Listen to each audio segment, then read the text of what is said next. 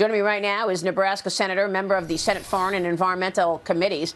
Pete Ricketts is here. Senator, it's good to see you.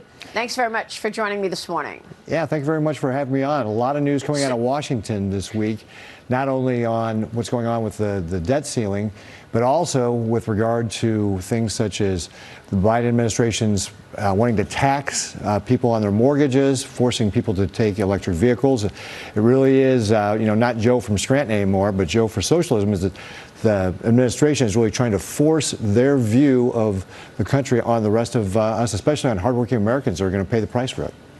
Well, I think, you're referring to that housing rule that the president is trying to get through, and that is basically punishing people with good credit. But I want to get your take on what happens next with this debt ceiling bill. Kevin McCarthy has been pushing to have a meeting with the president to talk about some limitations in place for future spending. To talk about this bill, the president refuses. It is headed to the Senate, right? What's the timing on all of this? Well, apparently the president has failed Civics 101 because it is the legislative branch that controls the purse strings in our government. That's the way our founders set it up. And it's the House that puts that all together. My colleagues and I, just in conference this past week, were talking about what can we do to put pressure on Schumer to be able to bring this forward, because this is part of the process that's supposed to happen. The House passes a budget.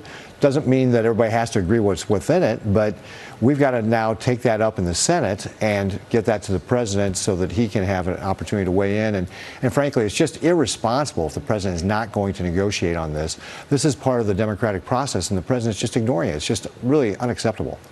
Well, it sounds like the way Senator Schumer talked about it, calling it a default bill, defaulting on our debt. I mean, it sounds like he's not going to bring this to the floor, so it's pretty much dead on arrival. Is that right? Well, I think what we need to do is continue to remind the president that this is part of his responsibility, is to work with Congress to be able to pass a budget. Look, we all know that we don't want to see a default on the debt. We also know that we got to get our spending under control. The president's budget would increase spending, would increase taxes. We've got to get that under control. I mean, just since 2019, our budget is up 54%. And our population's only up 1.8%. This is just not sustainable. And it's the Congress that is responsible for proposing a budget. Now the president has to actually come to the table and start working with us. To not do that is just really ignoring his responsibilities. Yeah, well, look, we'll be watching this. So far, markets have not really believed that America will default. But John Lonsky, jump in here on the economic impacts of all of this. Yeah, I'd like to point out something that's very important. Yesterday we got a report on first quarter real GDP. That grew by merely 1.1%. However, when you look closely at this report, real federal spending was up by 7.8% after growing by 5.8% the previous quarter. Government spending is on fire.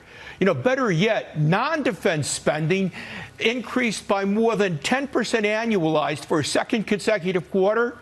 And if I go back to the pre-COVID fourth quarter of 2019, since then, over that time period, the economy has grown by only 1.6% on average, while real federal non-defense spending is growing by 5.6%. Believe me, there is plenty of room to slow government spending, plenty of room. And by doing so, I think the economy will be better off. We'll have lower bond yields and lower mortgage rates. Yep. What about that, Senator? Yeah, John's absolutely right. When I was governor, we kept the growth of government to 2.8%. Discretionary non-defense spending is up 40% if you go back to 2019 levels. And again, this is a great opportunity. We can do a better job of running government. This is, Joe Biden's presidential campaign should be about, mismanaged government, misplaced priorities, because he is doing all the wrong things to make sure that we have a stable financial economy. Senator, before you go, real quick, Title 42 is set to expire in just a few weeks at the southern border. The U.S. is planning to open more migrant processing centers in Latin America. Department of Homeland Security Secretary Alejandro Mayorkas with this message to incoming migrants yesterday. Watch this. After May 11th, our court-compelled use of Title 42 will end, and we will once again process all migrants under Title 8 of the United States Code. They will be removed most often in a matter of days and just a few weeks. Let me be clear. Our border is not open and will not be open after May 11th. Well, he said, let me be clear, Senator. We know it's wide open. What are your thoughts here? Yeah, I mean, Secretary Mayorkas has got this finally working with folks down in Central and South America, which is part of what the President Trump did years ago. I mean, the Biden administration just threw out all the stuff that we know was working then. And his solution doesn't do anything to address the drug problem. I mean, the leading cause of death of Americans 18 to 45 in this country is fentanyl. And this doesn't do anything to say how you're going to stop all these drugs that are flowing across our border. Very disturbing indeed. Senator, thanks very much. We'll keep following all of that. Pete Ricketts joining us this morning in New York today. Thank you, sir. Great, thank you.